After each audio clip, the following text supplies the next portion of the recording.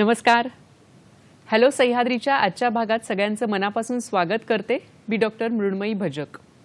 मुंबई, मुंबापुरी, जिला गजबजपुरी देखील म्हटलं जातं, दाट लोकवस्ती असलेल्या या शहरामध्ये अनेक लोक आपापली गावं सोडून कामासाठी येतात आणि जेव्हा हे सगळे लोक कामासाठी आलेले असतात तेव्हा राहण्याचं ठिकाण आणि कामाचं ठिकाण यामधलं अंतर पार करण्यासाठी त्यांना रोजच्या रोज करावा लागतो तो म्हणजे प्रवास.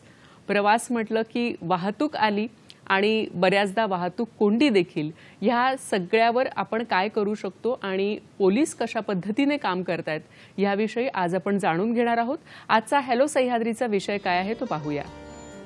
वाहतूक व्यवस्था आणि रस्ता सुरक्षा हा अतिशय महत्त्वाचा असा आजचा विषय आहे आणि या महत्त्वाच्या विषयावर मार्गदर्शन करण्यासाठी आपण आज तितक्याच महत्त्वाच्या व्यक्तिमत्वाला इथं आमंत्रित केलेलं आहे.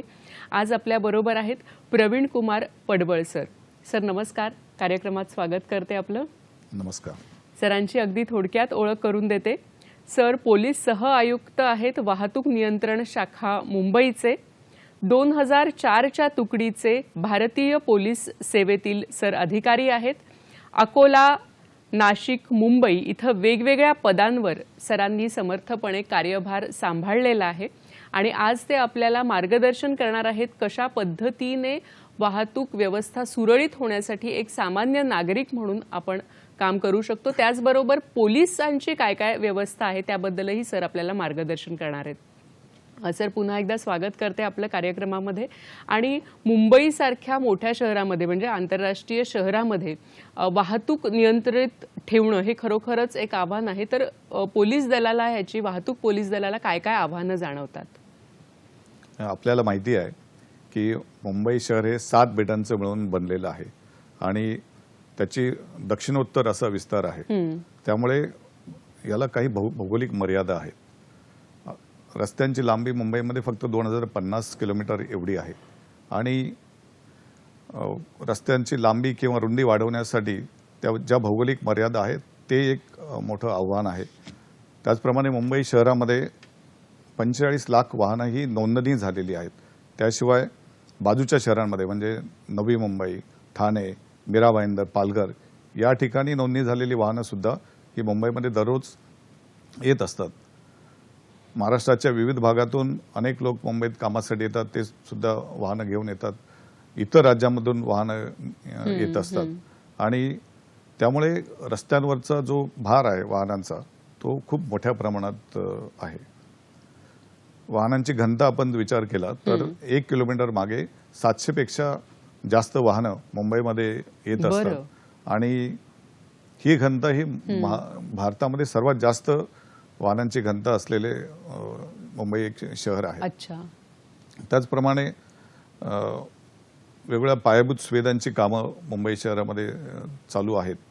ते एक कारण आहे की काही ठिकाणी रस्ते बंद केलेले आहेत किंवा काही रस्त्यांचा काही भाग या कामासाठी देण्यात आलेला आहे. तर ही सगळी आव्हानं आमच्यासमोर आहेत.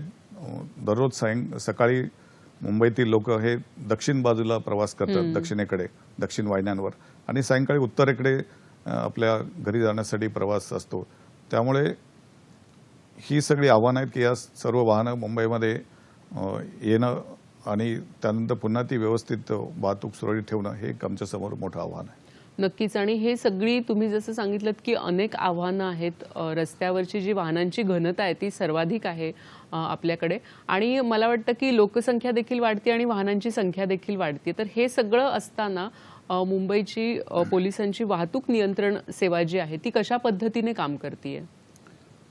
मुंबई पोलिसांचे जी वाहतूक नियंत्रण शाखा आहे, आमचे अधिकारी आणि अंमलदार हे वेगवेगळे जंक्शन्स, चौक या ठिकाणी उभे असतात. तिथे वाहतुकीचं नियमन व नियंत्रण करण्याचं काम ते रात्रंदिवस करत असतात. त्याचप्रमाणे मुंबई शहरामध्ये जवळपास 6000 CCTV कॅमेरे आहेत आणि या 6000 CCTV कॅमेऱ्यांवर देखरेख, मॉनिटरिंग आमच्या वाहतूक शाखेच्या नियंत्रण कक्षातून करण्यात येतं. तिथून जर कोणत्या ठिकाणी वाहतूक कोंडी झालेली असेल किंवा कुठलं वाहन पार्क झालेलं असेल तर तिथून संबंधित वाहतूक चौकीला संदेश देण्यात येतो आणि तिथली वाहतूक कोंडी कमी करण्याचं काम आमचे लोक हे करत असतात. त्याचप्रमाणे अवजड वाहनांमुळे वाहतूक ही स्लो होते त्याचा वेग मंदावतो. बरोबर आहे. तर दक्षिण मुंबईमध्ये अवजड वाहनांना येण्यास मध्ये मनाई आहे, प्रवेशासाठी मनाई आहे. त्याचप्रमाणे सकाळच्या वेळी सकाळी 8 ते 11 यावेळी दक्षिण वाहिनीवर जे मुख्य आपले रस्ते आहेत, एक पश्चिम द्रुतगती महामार्ग, पूर्व द्रुतगती महामार्ग आणि सायन पनवेल रोड याच्यावर दक्षिण वाहिनीवर सकाळी 8 ते 11 या वेळेत अवजड वाहनांना बंदी आहे. बरं. सायंकाळी याच मार्गांवर 5 ते 9 या वेळांमध्ये अवजड वाहनांना चालण्यास बंदी आहे. त्याचप्रमाणे दक्षिण मुंबईमध्ये ही वाहनं फक्त रात्री 12 ते 7 याच वेळेस येऊ शकतात. बरोबर. हे एक अधिसूचना आम्ही 2018 मध्ये जारी केली होती. त्यामध्ये हे एक पाऊल उचलण्यात आलेलं आहे. त्याचप्रमाणे ज्या ठिकाणी वाहतुकीची कोंडी जास्त असते, एखादं काम चालू असेल तर तिथे वाहतूक गतीने पुढे सरकत नसेल तर विरुद्ध दिशेने म्हणजे काउंटर लेन काढून ती वाहतूक पुढे नेण्यात येते. असे वेगवेगळ्या उपाययोजना आम्ही वाहतूक कोंडी कमी करण्यासाठी, वाहतूक सुरळीत ठेवण्यासाठी करत असतो. त्याचप्रमाणे लोकांच्या ज्या तक्रारी आम्हाला प्राप्त होतात, आमची हेल्पलाईन आहे किंवा ट्विटर अकाउंट आहे, त्याच्याबद्दल त्याची माहिती आमच्या लोकांना देऊन की कुठे काही घटना घडलेली असेल तर त्याची माहिती देऊन तिथली वाहनंही बाजूला करण्यात येत असतात. बरोबर. तर अशा प्रकारे वाहतुकीचं नियंत्रण दररोज आमचे वाहतूक नियंत्रण शाखा करत असते. नक्कीच. म्हणजे खरं तर वाहतुकीचं नियंत्रण करणं ही गोष्ट खरोखरच आव्हानात्मक आहे मुंबईसारख्या शहरामध्ये. कारण मुळात गर्दीचे अक्षरशः आपण जर सकाळी किंवा संध्याकाळी जर पाहिलं तर अक्षरशः लोट येत आहेत की काय असं वाटत असतं. सर तरीही म्हणजे एवढी सगळी नियंत्रण व्यवस्था असूनही काही ठिकाणी कोंडी होताना आपल्याला दिसते, वाहतूक कोंडी. तर त्याच्या मागची कारणं काय असू शकतील? वाहतूक कोंडीचे कारण मी सांगितलं की मुंबईची भौगोलिक परिस्थितीमुळे पायाभूत सुविधा उभारण्यासाठी काही मर्यादा आहेत. रस्त्यांची लांबी रुंदी मध्ये जास्त काही बदल करू शकत नाही. त्याचप्रमाणे एकाच वेळी अनेक पायाभूत सुविधांची कामं चालू आहेत आणि या कामांमुळे काही रस्ते बंद करण्यात आलेले आहेत, काही रस्त्यांच्या लेन बंद करण्यात आलेले आहेत. त्या ठिकाणी वाहतूक ही सुरळीत चालू असते, त्यामुळे एक वाहतूक कोंडी होत असते. वाहन चालकांचं अज्ञान असेल किंवा काही वाहन चालकांचा बेशिस्तपणा आहे, तर त्यामुळे सुद्धा एक वाहतूक कोंडीचं कारण आहे. अचानक कधीतरी अपघात होतो किंवा एखादं वाहन रस्त्यावर बंद पडतं, त्या एक कारणामुळे कधी कधी वाहतूक कोंडी होते. परंतु ते वाहन आमच्या पोलिसांमार्फत तात्काळ टोईंग व्हॅनद्वारे दूर करण्यात येतं आणि तो वाहतुकीला असणारा अडथळा हा दूर करण्यात येतो. आणि आणखी एक कारण म्हणजे मुंबईमध्ये बऱ्याचशा कार्यालयांच्या सुरू होण्याच्या आणि संपण्याच्या वेळा ह्या एकच आहेत. त्यामुळे एकाच वेळेस जास्त लोक रस्त्यावर बाहेर पडतात आणि काम संपल्यानंतर सुद्धा घरी जाण्यासाठी एकाच वेळेस बाहेर पडतात. ते एक वाहतूक कोंडीचं कारण आहे. बरोबर. म्हणजे अशी खरं तर अनेक कारणं आहेत आणि त्या कारणांवर कुठेतरी आपण सगळे अधिकारी नियंत्रण ठेवण्याचा प्रयत्न करत असता. सर आपण म्हणतो की हे विज्ञान तंत्रज्ञानाचं युग आहे आणि प्रत्येक गोष्टीमध्ये तंत्रज्ञानाचा हल्ली वापर केला जातो. तर वाहतूक नियंत्रणासाठी देखील तंत्रज्ञानाचा काही वेगळ्या पद्धतीने वापर केला जातोय का? बरोबर आहे. मी आपल्याला सांगितलं की आम्ही सीसीटीव्ही कॅमेऱ्यांच्या मार्फत नियंत्रण कक्षामध्ये वाहतुकीवर देखरेख ठेवत असतो आणि तिथे जर वाहतुकीला अडथळा आणणारी काही वाहनं असतील किंवा कोणत्या कारणामुळे वाहतूक कोंडी झालेली याचं तिथे प्रत्यक्ष पाहून त्याची माहिती संबंधित रस्त्यावरील अधिकारी किंवा अंमलदारांना देण्यात येते आणि त्यांना तिथे पाठवण्यात येतं. तर सीसीटीव्ही आम्ही यंत्र वापरत असतो. पुढच्या टप्प्यामध्ये सुद्धा तेवढेच कॅमेरे शहरामध्ये बसवण्यात येणार आहेत आणि त्यामुळे आणखी जास्त ठिकाणं आमच्या मॉनिटरिंगमध्ये देखरेखीखाली येतील. ई चालान मशीन आम्ही एन्फोर्समेंटसाठी वापरत आहोत. प्रत्येक डिव्हिजनकडे 50 ई चालान मशीन आम्ही दिलेल्या आहेत. तर त्या ई चालान मशीनद्वारे सुद्धा एन्फोर्समेंट करण्यात येते की ज्यामुळे वाहन चालकाला न थांबवता त्याचा फोटो काढून त्याचं काय उल्लंघन केलेलं आहे ह्याचा मेसेज त्याला त्याच्या मोबाईलवर पाठवण्यात येतो आणि मग त्या वाहन चालकाला कळतं की आपण काय उल्लंघन केलेलं आहे, की ज्यायोगे त्याला किती फाईन झालेला आहे याची सुद्धा त्याला माहिती मिळते. तर ई चालान मशीनचा आम्ही उपयोग करत असतो. गुगल मॅप्स आहेत. गुगल मॅपवर सुद्धा आम्ही सतत देखरेख ठेवत असतो की कोणत्या ठिकाणी रस्ता रेड झालेला आहे, वाहतूक कोंडी झालेली आहे, तिथे पाहून मग तिथले सीसीटीव्ही कॅमेरे समोर आणून तिथे सुद्धा आमच्या संबंधित अधिकारी आणि अंमलदारांना पाठवण्यात येतं. त्यानंतर मुंबई ट्रॅफिक पोलीस ॲप आहे, त्या मुंबई ट्रॅफिक पोलीस ॲपचे जवळपास 11 लाख लोकांनी हे डाउनलोड केलेलं आहे. अच्छा. परंतु आणखी लोकांपर्यंत, वाहन चालकांपर्यंत त्या ॲपची माहिती जाणं आवश्यक आहे. या ॲपमध्ये प्रत्येक वाहन चालक आपलं वाहन रजिस्टर करू शकतो, त्याची नोंदणी करू शकतो. त्यावेळी त्या वाहनावर किती दंड आलेला आहे याची त्यांना माहिती मिळू शकते. त्याचप्रमाणे त्यांना दंड भरण्यासाठी सुद्धा सुविधा या ॲपवर उपलब्ध करून देण्यात आलेली आहे. बरं. या ॲपमध्ये ट्रॅफिक अपडेट्स, कोणत्या ठिकाणी वाहतुकीची कोंडी आहे किंवा वाहतूक संथ गतीने चालू आहे याची वाहन चालकांना माहिती मिळू शकते. काही घटना झालेली आहे त्याची वाहन चालक सुद्धा आम्हाला माहिती देऊ शकतात. बरं. त्याचप्रमाणे आमच्या ज्या अधिसूचना आहेत, एखादा रस्ता बंद करायचा असेल कामासाठी किंवा वाहतूक वळवायची असेल तर आम्ही अधिसूचना जारी करत असतो. त्याची माहिती या ॲपवर लोकांना मिळत असते. आणि इतर वाहन चालकांनी जर एखादं उल्लंघन केलं असेल वाहतुकीच्या नियमांचं, त्याचं सुद्धा रिपोर्टिंग त्या ॲपवरून करण्यात येतं. बरं. सर, आपण या ॲपबद्दल सांगितलं तर बऱ्याचदा हे ॲप डाउनलोड केलं जातं आणि त्याचा उपयोग कसा करायचा हे बऱ्याच जणांना माहिती नसतं. तर आपण रोजच्या प्रवासासाठी त्याचा उपयोग करू शकतो का? उदाहरणार्थ तुम्ही सांगितलं की त्याच्यामध्ये ट्रॅफिक अपडेट्स असतात आणि जर इतर कोणी उल्लंघन केलं तर ते देखील आपण नोंदवू शकतो. हो, बरोबर आहे. रोजच्या प्रवासामध्ये मी सांगितलं की ज्या ठिकाणी वाहतूक कोंडी झालेली आहे किंवा वाहतूक वळवण्यात आलेली आहे किंवा काही वाहन बंद पडल्यामुळे जर तिथे वाहतूक कोंडी झालेली आहे याची लोकांना माहिती मिळणं खूप आवश्यक असतं. वाहन चालकांना जर माहिती मिळाली तर ते पर्यायी रस्त्याचा उपयोग करू शकतात किंवा अत्यंत घाई न करता त्यांच्याकडून सुद्धा वाहतुकीच्या नियमांचं उल्लंघन होत नाही, म्हणून ही माहिती त्यांच्यापर्यंत जाणं आवश्यक असतं. म्हणून हे ट्रॅफिक अपडेट्स आम्ही आमच्या ट्विटर, आताचं एक्स आणि पूर्वीचं ट्विटर त्याच्यावर सुद्धा देत असतो आणि या मुंबई ट्रॅफिक पोलीस ॲपवर सुद्धा आम्ही देत असतो.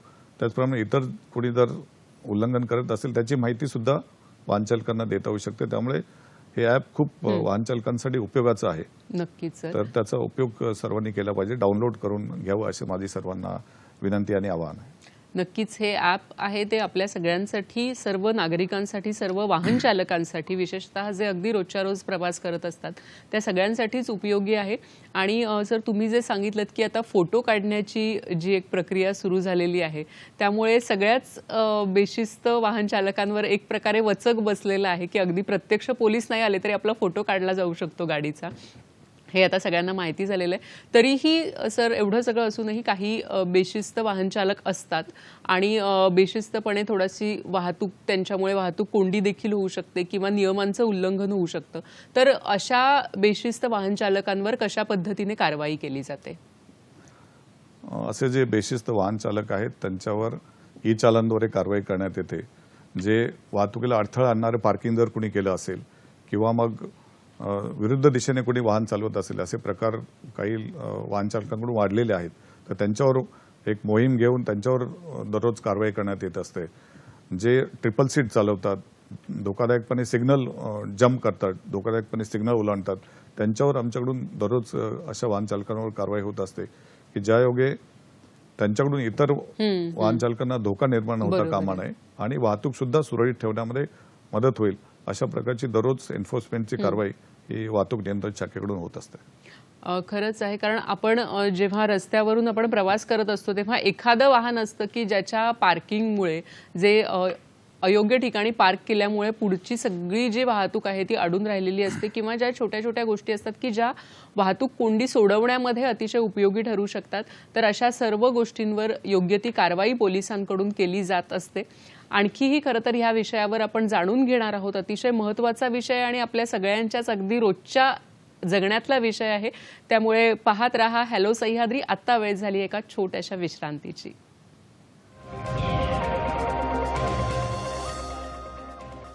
नमस्कार. विश्रांतीनंतर सगळ्यांचं मनापासून स्वागत करते.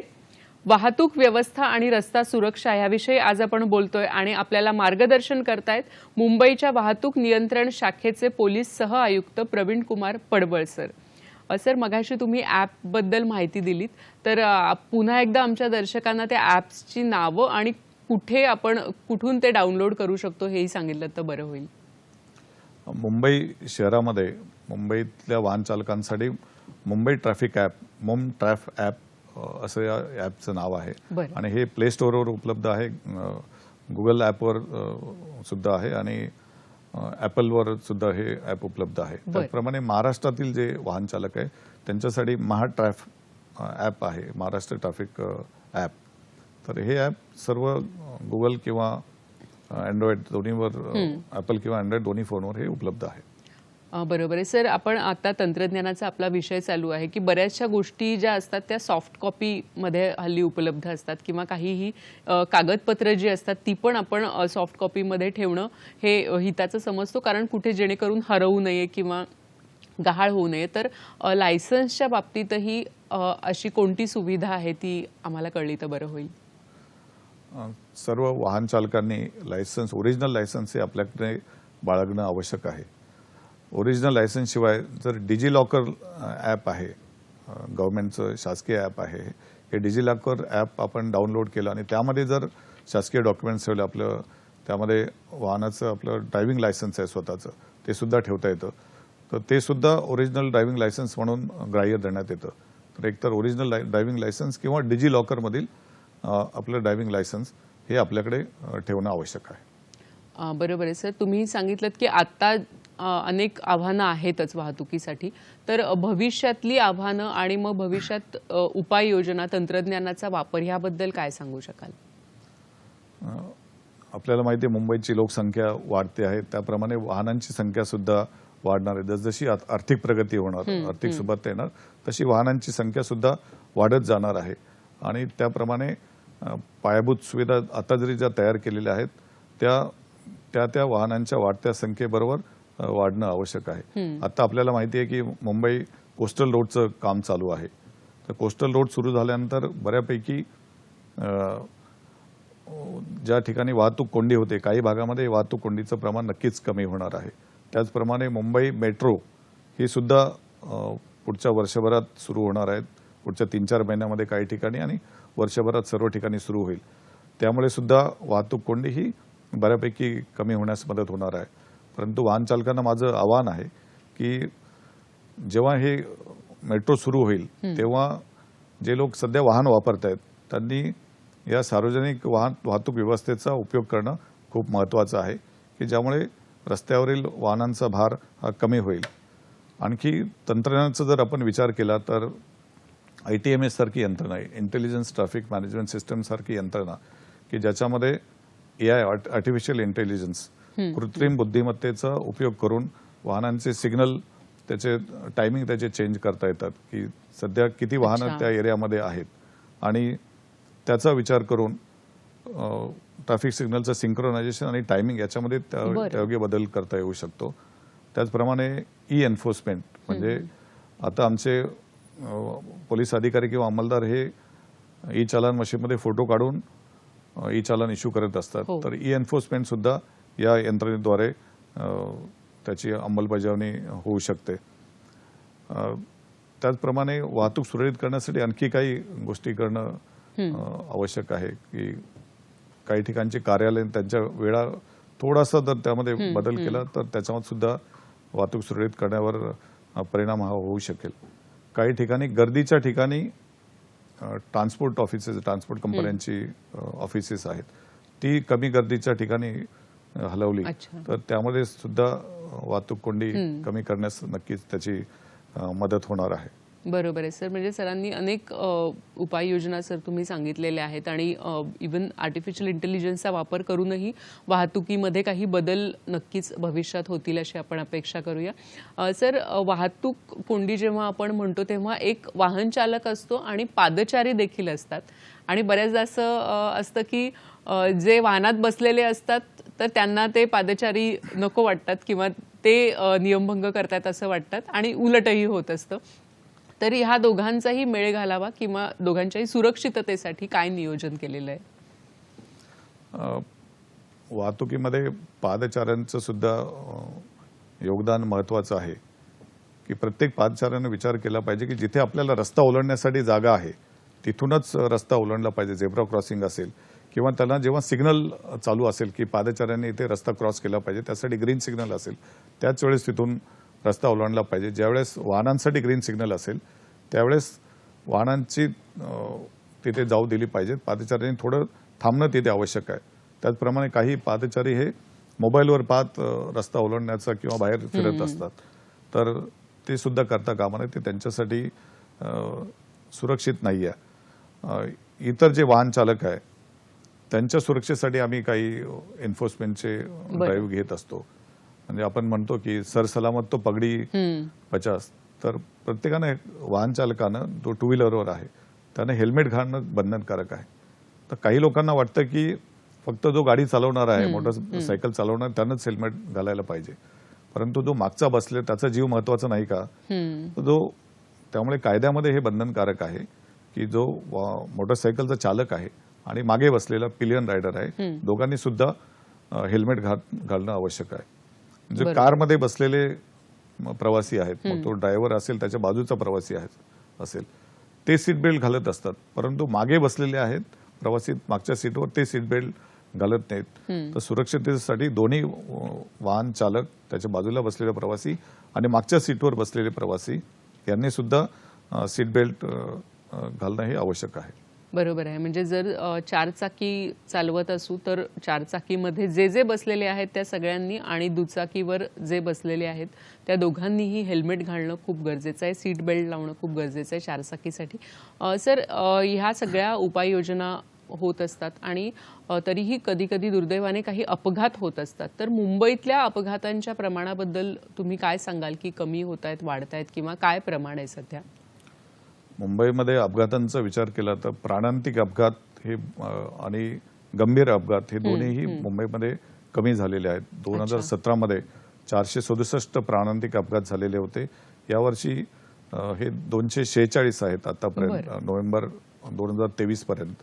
आणि गंभीर अपघात आहेत ज्याच्यामध्ये गंभीर दुखापत होते ते सुद्धा 1950 वरून 930 पर्यंत आलेले आहेत. म्हणजे 50% यामध्ये कमी झालेले आहेत.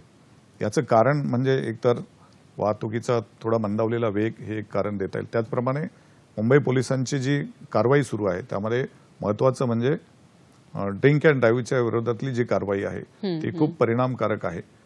त्यामुळे जो कुणी मद्यप्राशन करून वाहन चालवेल त्याच्यावर नक्की 100% कारवाई होत असते आणि त्याचा परिणाम एक चांगला झालेला आहे. त्याचप्रमाणे जे हेल्मेट न घालणारे लोक आहेत त्यांच्या विरुद्ध आम्ही ड्राईव्ह घेतलेला आहे. धोकादायकपणे वाहन चालवणारे आहेत त्यांच्या विरुद्ध कारवाई केलेली आहे. याचा सर्वांचा परिणाम म्हणजे अपघातांची संख्या कमी झालेली आहे. नक्कीच ही आपल्या सगळ्यांसाठीच अतिशय चांगली बातमी आहे की अपघातांचं प्रमाण कमी झालेलं आहे. ते आपल्या सगळ्यांना मिळून आणखी कमी करायचं आहे आणि त्याचप्रमाणे रस्ता जो आहे किंवा वाहतूक जी आहे ती अधिकाधिक सुरक्षित करायची आहे. जे रस्त्यावर आहेत, मग ते वाहन चालक असोत किंवा पादचारी असोत, ह्या सगळ्यांसाठीच रस्ता हा सुरक्षित झाला पाहिजे. याचसाठी आहे आजचा आपला कार्यक्रम आणि आणखीही आपण बोलणार आहोत या विषयावर. आत्ता वेळ झाली एका छोट्याशा विश्रांतीची. पाहत रहा हॅलो सह्याद्री.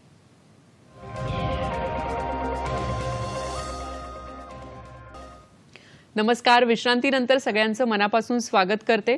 वाहतूक व्यवस्था आणि रस्ता सुरक्षा या विषयावर आज आपण बोलतोय आणि आपल्याला मार्गदर्शन करतायत प्रवीण कुमार पडवळ सर, पोलीस सहआयुक्त, वाहतूक नियंत्रण शाखा, मुंबई. सर, तुम्ही मगाशी उल्लेख केलात की ड्रिंक अँड ड्राईव्ह, मद्यप्राशन करून गाडी चालवणं हे किती चुकीचं आहे. तर तुम्ही काय सांगाल की ह्याच्या बाबतीत काय नियम आहेत? विशेषतः आता आपण डिसेंबर महिना चालू आहे आणि या महिन्यात आपल्याला अनेक असे लोक भेटत असतील, तर काय सांगाल तुम्ही? मद्यप्राशन करून वाहन चालवणं हा कायद्याने गुन्हा आहे. मोटर व्हेकल ॲक्टच्या कलम 185 मध्ये अशी तरतूद आहे की जर मद्यप्राशन करून वाहन चालवत असतील आणि त्यांच्या रक्तामध्ये 100 मिलीलिटरमध्ये 30 मिलीग्रॅम एवढं जर अल्कोहोलचं प्रमाण असेल तर त्यांच्यावर कायदेशीर कारवाई करता येते. आमच्याकडे ब्रेथ अनालायझर मशीन्स आहेत, त्याद्वारे आम्ही त्यांची श्वसन चाचणी घेतो आणि त्याच्यामध्ये हे प्रमाण किती आहे याची माहिती आम्हाला मिळत असते. आणि जर हे प्रमाण जास्त असेल तर त्यांच्यावर गुन्हा दाखल करण्यात येतो. या गुन्ह्यासाठी पहिला जर असा अपराध केलेला असेल मद्यप्राशन करून वाहन चालवण्याचा, त्यामध्ये 3 महिन्यांपर्यंत कारावासाची शिक्षा आहे आणि 10,000 रुपये दंड आहे. आणि दुसरा जर अपराध तसाच जर केला तर त्यासाठी 2 वर्ष कारावासाची तरतूद आहे किंवा 15,000 रुपये दंड अशा शिक्षेची तरतूद कायद्यामध्ये केलेली आहे. नक्कीच. मला वाटतं सर असे जे लोक आहेत की त्यांचं काही समुपदेशन वगैरे पण पोलिसांकडून केलं जातं? असे मद्यप्राशन करून गाडी चालवणारे लोक आहेत, त्यांचं लायसन्स आम्ही ताब्यात घेतो. त्या व्यक्तीला तात्काळ गाडी त्याच्या ताब्यात दिली जात नाही, ती गाडी जप्त करून घेण्यात येते आणि न्यायालयाच्या आदेशानेच ती गाडी त्याला अच्छा. परत करण्यात येते. बरं. त्याचप्रमाणे अशा व्यक्तीचं लायसन्स सुद्धा कॅन्सलेशनसाठी आम्ही आरटीओकडे पाठवतो. ते अच्छा. अशा व्यक्तीचं लायसन्स कॅन्सल होतं आणि अशा व्यक्तीचं समुपदेशन सुद्धा तिथे आमचे वाहतूक चौकीचे पोलीस हे करत असतात. एकदा पकडले गेल्यानंतर त्यांना माहिती होते की हे करणं चुकीचं आहे, त्यांच्यासाठी धोकादायक आहे, गाडीत बसलेले जे सहप्रवासी आहेत त्यांच्यासाठी धोकादायक आहे आणि जे इतर वाहन चालक आहेत किंवा पादचारी आहेत रस्त्यावर जे कोणी असतील त्यांच्यासाठी सुद्धा हे खूप धोकादायक आहे. त्यामुळे माझं सर्वांना आव्हान असेल की कुणीही मद्यप्राशन करून वाहन चालवू नये. ज्या चालकानं मद्यप्राशन करून वाहन चालवलेलं आहे अशा चालकाच्या गाडीमध्ये बसलेले प्रवासी तेही सुद्धा त्यांची सुद्धा जबाबदारी तेवढीच आहे.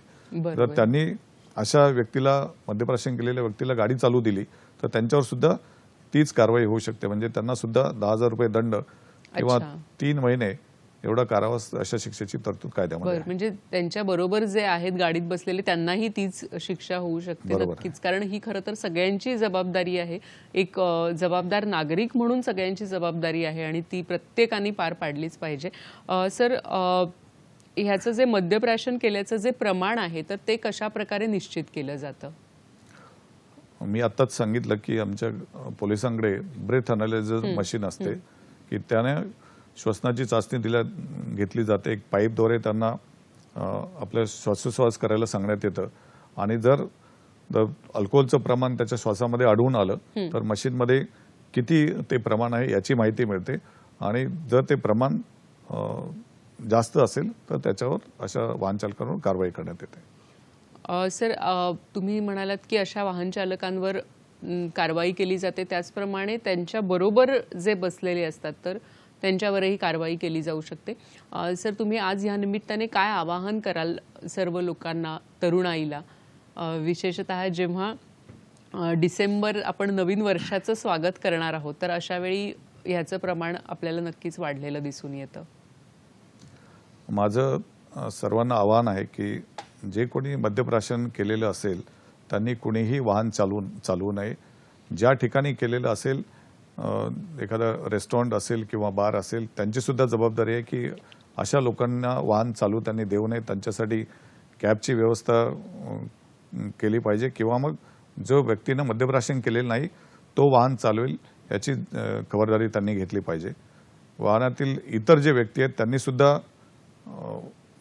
आपली जबाबदारी आहे त्यांची की त्यांनी अशा व्यक्तीला वाहन चालवू देऊ नये. त्यामुळे दुचाकी असेल किंवा चारचाकी असेल, कुणीही मद्यप्राशन करून वाहन चालवू नये अशी माझी सर्वांना आवाहन आहे. आणि आपण पाहिलं की मागच्या वर्षभरामध्ये काही गंभीर अपघात मद्यप्राशन करून केलेल्या चालकांनी केलेले आहेत. खूप गंभीर प्रकारचे अपराध आहेत. काही गुन्ह्यांमध्ये त्यांचा स्वतःचा अपघात झालेला आहे. बरोबर. आणि काही गुन्ह्यांमध्ये त्यांनी इतर व्यक्ती ज्यांचा काही दोष नाही, जे रस्त्यावरून चालतायत किंवा धावतायत अशा व्यक्तींचा अपघात केलेला आहे. हे समाजाच्या दृष्टीने, कायद्याच्या दृष्टीने हे खूप धोकादायक आहे. त्यामुळे जे कोणी अशी मद्यप्राशन करून वाहन चालवतील त्यांच्यावर आम्ही कडक कायदेशीर कारवाई करत असतो, परंतु हे कुणीही करू नये याची सगळ्यांनी खबरदारी घेणं आवश्यक आहे. नक्कीच अतिशय गंभीर अशी ही गोष्ट आहे आणि त्याबाबत आपण सगळ्यांनी सजग आणि जागरूक राहिलंच पाहिजे. आणखी माहिती घेणार आहोत या विषयावर. आता वेळ झाली एका छोट्याशा विश्रांतीची. पाहत रहा हॅलो सह्याद्री.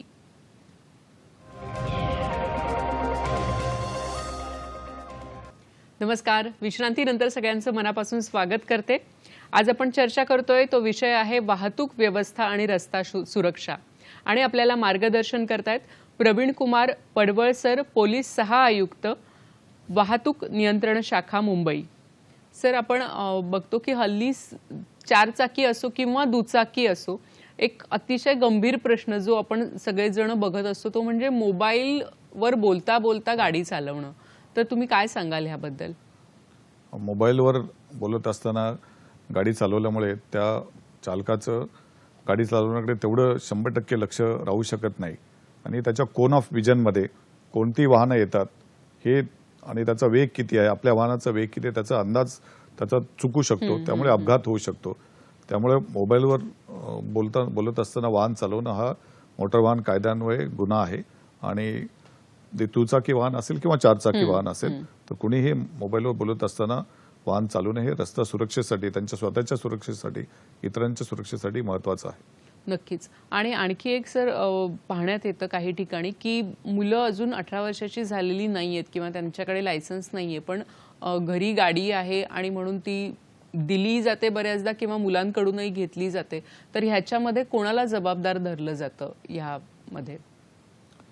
जे वाहन चालक विदाऊट लायसन्स जर वाहन कोणी चालवत असेल तर अशा वाहन चालकांविरुद्ध त्यांना मोटार वाहन कायद्यान्वये 5,000 रुपये इतका दंड होऊ शकतो. आणि जे वाहनाचे मालक आहेत किंवा ज्यांनी वाहन चालवायला दिलं त्यांना सुद्धा 5,000 रुपये इतका दंड होऊ शकतो. आपल्याला माहिती असेल की मुंबईमध्ये यावर्षी असे 6 अपघात जे मायनर्स आहेत ज्यांच्याकडे लायसन्स नाही अशा वाहन चालकांकडून झालेले आहेत. मरीन ड्रायव्हर झालेले आहेत, आरे कॉलनीमध्ये झालेले आहेत, मुलुंडमध्ये झालेले आहेत. तर अशा मुलांच्या पालकांची जबाबदारी आहे की त्यांनी आपल्या मुलाकडे वाहन चालवण्याचं लायसन्स असल्याशिवाय कुणीही त्यांना वाहन चालवण्यासाठी देऊ नये. जर अशा व्यक्तींकडून अपघात झाला तर जो वाहन चालवणार मूल आहे 18 वर्षापेक्षा कमी वयाचं, त्यांच्यासह त्यांचे जे पालक आहेत किंवा वाहनाचे मालक आहेत किंवा ज्यांनी त्यांना गाडी चालवण्यासाठी दिली ते सुद्धा अशा गुन्ह्यामध्ये आरोपी होत असतात. अशा पालकांना आम्ही यावर्षी आरोपी केलेला आहे. म्हणून पालकांची जबाबदारी आहे की ज्यांच्याकडे लायसन्स नसेल अशा मुलांना कोणत्याही कारणासाठी वाहन चालवण्यास देऊ नये. नक्कीच. कारण जी मुलं लहान आहेत 18 वर्षापेक्षा, ज्यांचं वय कमी आहे आणि ज्यांच्याकडे लायसन्स नाही, अशा मुलांना गाडी न चालवायला देणं ही नक्कीच पालकांची जबाबदारी आहे. सर, एकूणच रस्त्यावरचे अपघात कमी व्हावेत, म्हणजे तुम्ही मगाशी सांगितलं तो आकडा की आता कमी झालेले आहेत, ह्याच्या पुढेही आपल्याला कमी करायचे, तर त्यासाठी काय काय उपाययोजना आपल्याद्वारे केली जाते? जे केंद्र सरकारचं हायवे मिनिस्टर ऑफ हायवे आणि रोड ट्रान्सपोर्ट आहे त्यांच्याकडून जे ब्लॅक स्पॉट हे आयडेंटिफाय करायला सांगितलेले आहेत. तर मुंबईमध्ये असे ब्लॅक स्पॉट जिथे मागच्या 5 वर्षामध्ये 3 किंवा त्यापेक्षा जास्त अपघात झालेले आहेत असे ब्लॅक स्पॉट्स आम्ही आयडेंटिफाय केलेले आहेत. आणि तिथे अपघात कमी करण्यासाठी काय करता येईल याची आमची एक क्रॅश अनालिसिस टीम आहे. ती प्रत्येक अपघात झाल्यानंतर त्या ठिकाणी भेट देते आणि कोणत्या कारणामुळे अपघात झाला याचा अभ्यास करून एक अहवाल देत असते. आणि असा अहवाल दिल्यानंतर असा अहवाल आम्ही बृहन्मुंबई महानगरपालिकेतील अधिकाऱ्यांना देतो आणि त्या जंक्शनचा इम्प्रुव्हमेंट प्लॅन एक तयार करण्यात येतो की ज्यायोगे त्या ब्लॅक स्पॉटच्या ठिकाणी अपघातही कमी करण्यात येतील. बरोबर आहे. म्हणजे अशा काही जागा असतात की जिथे अपघात होण्याचं प्रमाण जास्त असतं आणि मला वाटतं सर बऱ्याचदा रस्त्यावर आपल्याला बोर्ड पण तशा पद्धतीचे वाचायला मिळतात, पाहायला मिळतात. तर नक्कीच अनेक उपाययोजना आहेत. सर, आणखी एक प्रश्न असतो जो विशेषतः शहरातल्या वाहतुकीमध्ये आढळतो, तर तो म्हणजे की खूप जोराने हॉर्न वाजवतात लोक. तर त्यांनी काय सांगाल त्याच्याबद्दल? कायद्यामध्ये अशी तरतूद आहे की जर अनावश्यकरित्या जोराने विनाकारण कुणी हॉर्न वाजत असेल तर त्याच्यावर 1,000 रुपये दंड त्या व्यक्तीला होऊ शकतो. आणि अशा भरपूर कारवाई आम्ही यावर्षी केलेल्या आहेत. नो हॉन्किंग डे आम्ही काही ठेवलेले आहेत की ज्यामुळे त्या दिवशी कुणी हॉर्न वाजू नये. परंतु वाहन चालकामध्ये असा गैरसमज आहे की आपण सिग्नलला थांबलेलो आणि सिग्नल जर हिरवा झाला आपल्यासाठी, ग्रीन झाला, तर आपण हॉर्न वाजवला म्हणजे वाहतूक ती गतीने पुढे जाईल असं काही होत नसतं. विनाकारण हॉर्न वाजवलं त्यांच्या विरुद्ध सुद्धा आम्ही कारवाई करत असतो. तर ते विनाकारण हॉर्न वाजवण्याचं प्रमाण हे कमी झालं पाहिजे. त्यासाठी सिविक सेन्स येण्याची आवश्यकता आहे, नागरी समज येण्याची आवश्यकता आहे. खरं आहे सर, तुम्ही आता जो मुद्दा सांगितलात की एक नागरी समज असणं खूप गरजेचं आहे. सर, असंही बघितलं जातं की काही 2 व्हीलर्स असतात किंवा इव्हन 4 व्हीलर्स, तर असा जो हॉर्न असतो तर त्याचाच आवाज बदललेला असतो. सायरन सारखा हॉर्न असतो किंवा काहीतरी एक वेगळा आवाज केलेला असतो की जेणेकरून लोकांचं लक्ष जास्त वेधलं जावं. तर ह्याबद्दल काय म्हणजे तरतूद आहे? वाहनामध्ये जर कुठलंही मॉडिफिकेशन केलं असेल, बदल करण्यात कंपनीकडून जे वाहन दिलेलं आहे त्यामध्ये कोणताही बदल वाहन चालक किंवा वाहनाचे मालक हे करू शकत नाहीत. तो जर करायचा असेल त्यांनी आरटीओ कडून तशी परवानगी प्राप्त करून घेणं आवश्यक आहे. काही वाहन चालक आपण जसं सांगितलं की कर्णकर्कश असे हॉर्न आपल्या वाहनाला लावून घेतात किंवा सायलेन्सर बदलतात हो. की ज्याच्यामुळे प्रदूषण वाढतं, ध्वनी प्रदूषणही वाढतं आणि हवेमधील प्रदूषणाचं प्रमाण सुद्धा वाढतं. अशा वाहन चालकांवर आम्ही कारवाई करत असतो. अशा वाहन चालकांचे सायलेन्सर सुद्धा किंवा कर्णकर्कश हॉर्न सुद्धा आम्ही जप्त करू शकतो आणि त्यांच्यावर मी सांगितलं त्याप्रमाणे दंडात्मक कारवाई सुद्धा करण्यात येते. यावर्षी आम्ही असे जवळपास 600 सायलेन्सर जप्त करून बरं. त्या सायलेन्सर हे आम्ही त्यांचा नाश सुद्धा केलेला आहे. अच्छा. ते यासाठी की वाहन चालकांमध्ये एक मेसेज गेला पाहिजे की असे मॉडिफिकेशन आपण करू शकत नाही की ज्यामुळे लोकांना त्रास होईल, ध्वनीचं किंवा हवेचं प्रदूषण होईल.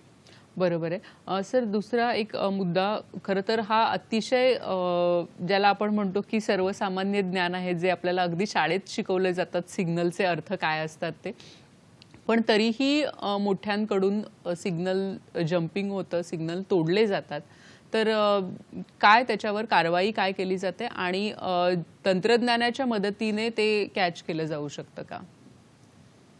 हो, बरोबर आहे.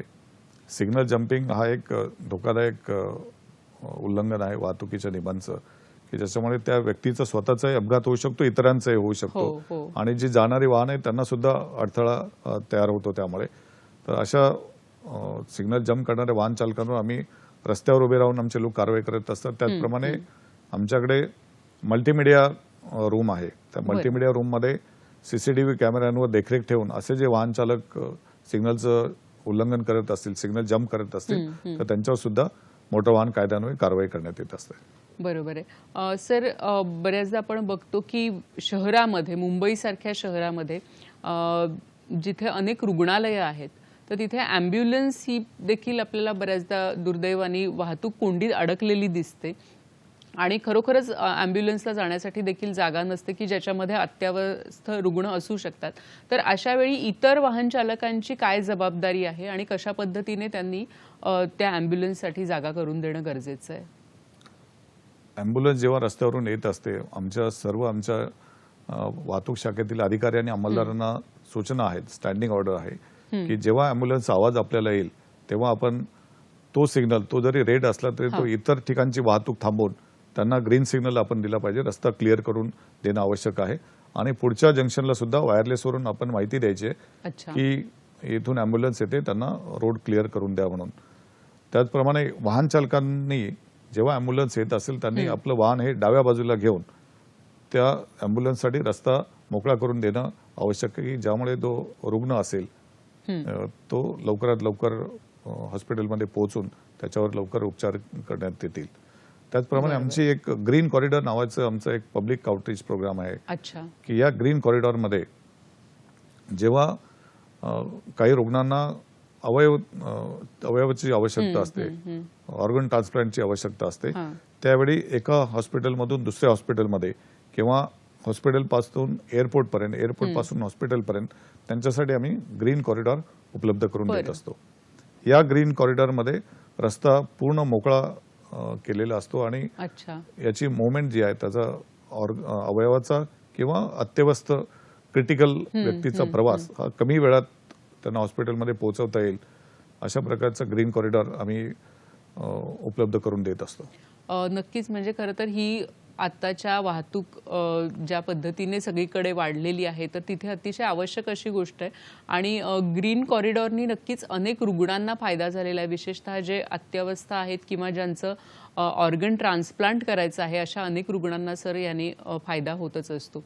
आपण बघतो की बऱ्याचदा खूप जबाबदारीने चालवणारेही लोक असतात आणि काही लोक, विशेषतः दुचाकी जी आहे, तर एक असाही ट्रेंड शहरात बघायला मिळतो की झिगझॅग मोडनी, असं नागमोडी वळणं घेत पूर्ण त्या ट्रॅफिकमधून गाडी काढणं किंवा वेगात ही वळणं घेत गाडी काढणं, हा एक आपण तरुणाईमध्ये बघतो की दिसून येतं, विशेषतः शहरांमध्ये.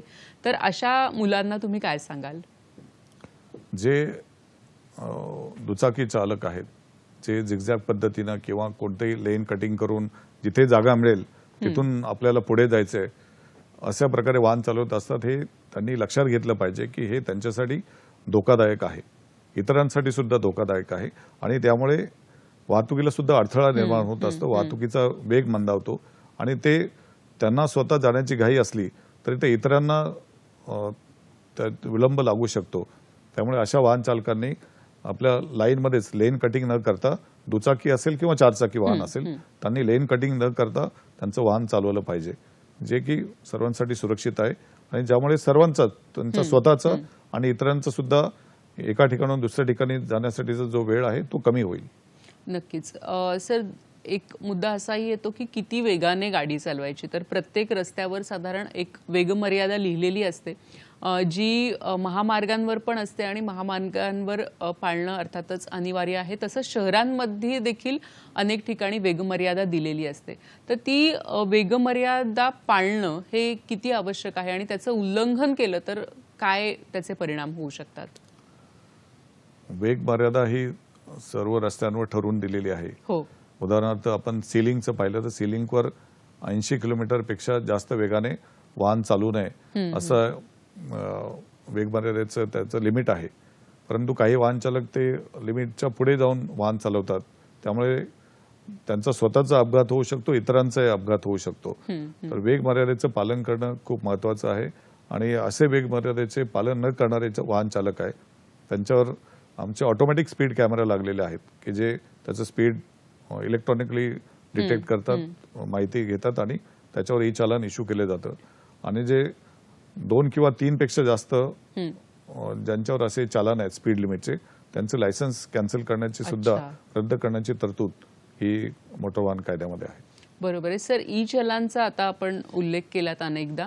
तर ई चलान हे कसं बघायचं किंवा आपल्याला कुठे कळू शकतं? त्याची आपल्या पत्त्यावर काही नोटीस वगैरे येते की आपल्याला ॲपमध्ये जाऊनच बघावं लागतं?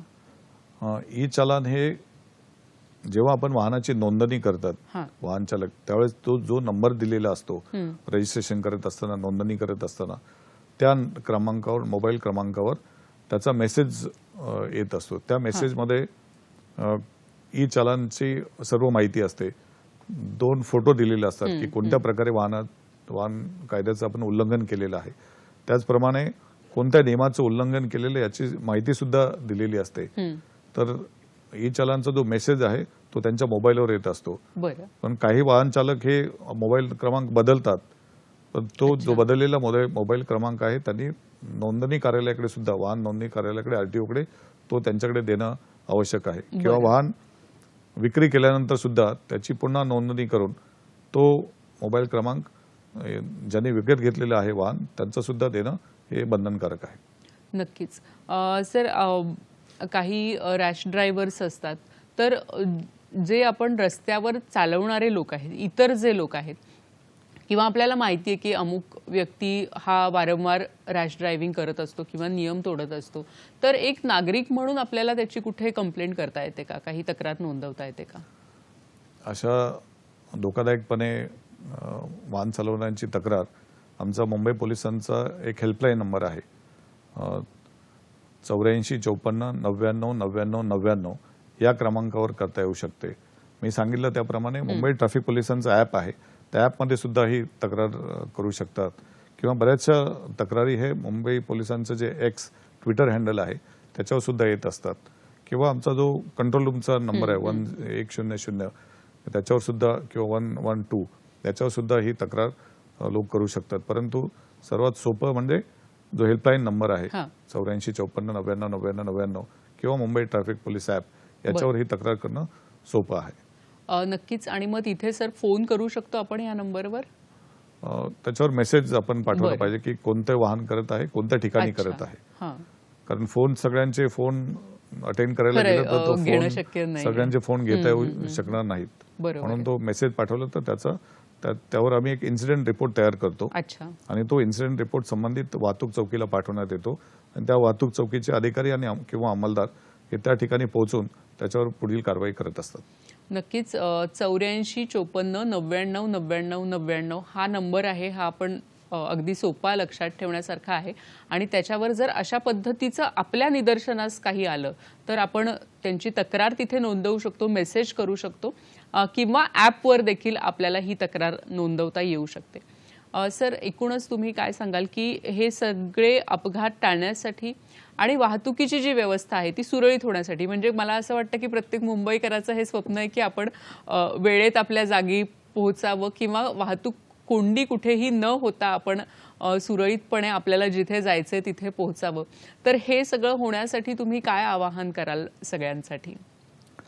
वाहतूक सुरळीत ठेवण्यासाठी आणि रस्ता सुरक्षेसाठी माझं सर्व वाहन चालकांना आवाहन असेल की आपल्या सर्वांना आपल्या हक्काची जाणीव असते, मूलभूत हक्कांची, परंतु कर्तव्य आपण विसरून जातो. आपलं कर्तव्य आहे की कायद्यांचं पालन करणं, नियमांचं पालन करणं. त्यामुळे वाहतुकीच्या नियमांचं पालन करणं आवश्यक आहे. प्रत्येक वाहन चालकाचं ते कर्तव्य आहे, ते सर्वांनी केलं पाहिजे. दुसरं महत्त्वाचं म्हणजे जी सार्वजनिक वाहतूक व्यवस्था आहे त्याचा जास्तीत जास्त वाहन चालकांनी उपयोग केला पाहिजे की ज्यामुळे रस्त्यावरील वाहनांची संख्या काही प्रमाणात कमी होईल आणि वाहतुकीचा वेग आहे तो वाढेल. त्याचप्रमाणे स्वतःचं वाहन चालवत असताना स्वतःच जाण्याची घाई न करता इतर जे वाहन चालक आहे ते सुद्धा रस्ता तेवढ्याच अधिकाराने वापरू शकतात याची जाणीव प्रत्येकाने ठेवली पाहिजे आणि दुसऱ्यांबद्दल आदर ठेवून आपलं वाहन चालवलं पाहिजे की ज्यायोगे सर्वांची वाहनं गतीनं जातील, अपघात होणार नाही आणि त्यामुळे वाहनाचा वेग आहे तो वाढेल, प्रवासाचा वेग आपला कमी होईल. नक्कीच. नक्कीच. खरं तर मला वाटतं की अतिशय सरांनी ज्या गोष्टी सांगितल्या त्या आपल्या सगळेजण आपण त्या पाळू शकतो अशा गोष्टी आहेत की एकतर आपण वाहन चालवतोय पण आपण एकटेच नाही आहोत रस्त्यावर हे लक्षात ठेवणं आणि इतर वाहनांचा, इतर वाहन चालकांचा आदर करून आपण जर शिस्तीमध्ये आणि जे काही नियम आहेत वाहतुकीचे, खरं तर हे सगळे वाहतुकीचे नियम आपल्याला जेव्हा लायसन्स मिळतं तेव्हा सगळे आपण त्याच्यामधून गेलेलो असतो आणि त्या नियमांचं फक्त उल्लंघन न करता आणि ते लक्षात ठेवणं पण नंतरही खूप गरजेचं आहे. तर अशा पद्धतीने नक्कीच रस्ता हा आपल्या सगळ्यांचा आहे आणि तो सुरक्षित होऊ शकतो आणि वाहतूक व्यवस्था देखील उत्तम पद्धतीने कार्यरत राहू शकते. अर्थातच पोलीस दल, वाहतूक विभाग आहे त्यांचा अतिशय उत्तम असं काम त्यांचं चालूच आहे आणि आपल्या सगळ्यांचाही एक नागरिक म्हणून सहभाग यामध्ये आवश्यक आहे.